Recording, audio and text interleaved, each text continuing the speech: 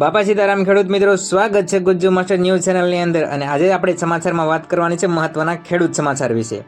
તો સમાચારની અંદર વાત કરીએ તો ખેડૂત આંદોલન જેતપુર ગામની અંદર ચાલી રહ્યું છે અને છેલ્લા 15 દિવસથી ઉપવાસ આંદોલન ચાલી રહ્યું છે। તો તેમના લીડર નેતા કહી શકાય તેવા નિલેશ એરવડિયાની આજે ખેડૂત આંદોલનમાંથી બાદબાકી કરી દેવામાં આવી છે।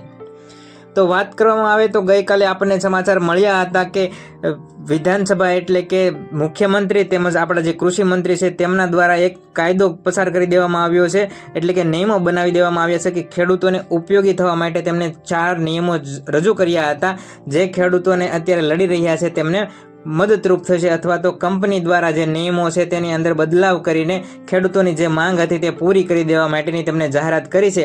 પરંતુ આંદોલન હજી સુધી બંધ નથી થયું, કારણ કે આંદોલનમાં જે ખેડૂતો એકત્ર થયા હતા તેમણે એવું સ્પષ્ટપણે કહ્યું છે કે સરકાર દ્વારા ખાલી જાહેરાત કરવામાં આવી છે, જ્યાં સુધી સરકાર લેખિતમાં ન આપે ત્યાં સુધી બંધારણ ચાલુ જ રહેશે, એટલે કે આ લડત ચાલુ જ રહેશે।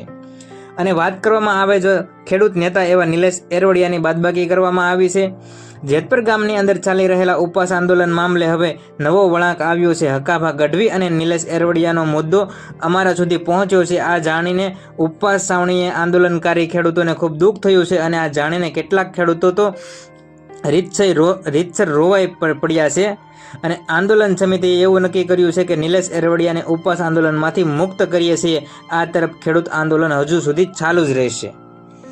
નિલેશ એરવડિયા જે ખેડૂતો માટે લડી રહ્યા હતા અત્યાર સુધી, પરંતુ હકાભા ગઢવી અને નિલેશ એરવડિયાનો એક ઓડિયો ક્લિપ વાયરલ થઈ છે, જેમાં પૈસાની લેનદેનની વાત કરવામાં આવે છે। આથી નારાજ થયેલા ખેડૂતોએ ખેડૂત આંદોલનના લીડર તરીકે નિલેશ એરવડિયા લડતા હતા તેમને બાદબાકી કરી દીધા છે, એટલે તેમને ખેડૂત આંદોલન ચાલી રહ્યું છે તેમાંથી કાઢી નાખ્યા છે। અને ખેડૂતોએ સૂચના આપી છે કે આંદોલન જ્યાં સુધી સરકાર લેખિતમાં નહીં આપે ત્યાં સુધી ચાલુ જ રહેશે। આંદોલન સમેટવા નિલેશ એરવડિયાએ ₹25 લાખ કરોડ લેવાના હતા તેવી માહિતી સોશિયલ મીડિયા પર અત્યારે પ્રકાશિત થઈ રહી છે। મોરબીની અંદર જેતપુરમાં જે ખેડૂતો આંદોલન કરી રહ્યા છે એક નવા જ વિવાદ સાથે જન્મ્યો છે અને લોક સાહિત્યકાર હકાભા ગઢવીએ એવો આક્ષેપ કર્યો છે કે હું ખેડૂતોના સમર્થનમાં જેતપુર આંદોલનમાં જોડાયો હતો, જ્યારે મેં નિલેશભાઈને કહ્યું કે વાટાઘાટો માટે સરકારનું આમંત્રણ મળ્યું હોય તો આપણે જવું જોઈએ, જો ન્યાય ન મળે તો ફરી આંદોલન કરીશું। આ વાત સાંભળીને નિલેશ એરવડિયાએ કહ્યું હતું કે આમાં આપણે શું મળે, મારે તો ₹25 કરોડ લેવા છે, સરકાર પાસે એડવાન્સ 2 કરોડ માંગવાના છે, જેમાંથી ₹1 કરોડ તમારા। આ સાંભળીને મારા પગ નીચેથી જમીન સરકી ગઈ હતી। હકાભા ગઢવીના આક્ષેપો બાદ ખેડૂત આગેવાન નિલેશ એરવડિયાની પ્રતિક્રિયા આવી છે કે જેતપુરની અંદર ખેડૂત આંદોલન નબળું પાડવાના સતત પ્રયાસો થઈ રહ્યા છે। અમને ₹15 કરોડથી 20 કરોડની ઓફર કરાઈ છે, જાનથી મારી નાખવાની ધમકી પણ મળી છે। આ આરોપો આંદોલનને ભટકાવવાનો એક ભાગ છે। નિલેશ એરવડિયા છે તેના તરફથી આવો અભિપ્રાય મળ્યો છે, જ્યારે હકાભા ગઢવી છે તેમણે સ્પષ્ટપણે કહ્યું છે કે જે ખેડૂત નેતા તરીકે લડી રહેલા નિલેશ એરવડિયા છે તેમને સરકાર પાસેથી 25 કરોડની માંગ કરવી છે, તેના માટે તેઓ આંદોલન કરી રહ્યા છે।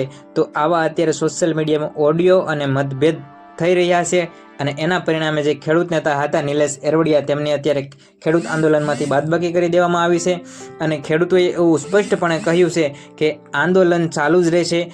ગઈકાલે સરકારે એવું અલ્ટિમેટમ આપ્યું છે કે ખેડૂતોના હિત માટે જે નિર્ણય લેવામાં આવ્યો છે, પરંતુ જ્યાં સુધી ખેડૂતોને અંદર લેખિતમાં માહિતી ન આપવામાં આવે ત્યાં સુધી આ આંદોલન ચાલુ જ રહેશે। તો આવા મહત્વના ખેડૂત સમાચાર માટે અને સૌપ્રથમ અપડેટ માહિતી માટે આપણે ગુજ્જુ માસ્ટર ન્યૂઝ ચેનલને સબસ્ક્રાઇબ કરી અને ચેનલ સાથે જોડાયેલા રહો।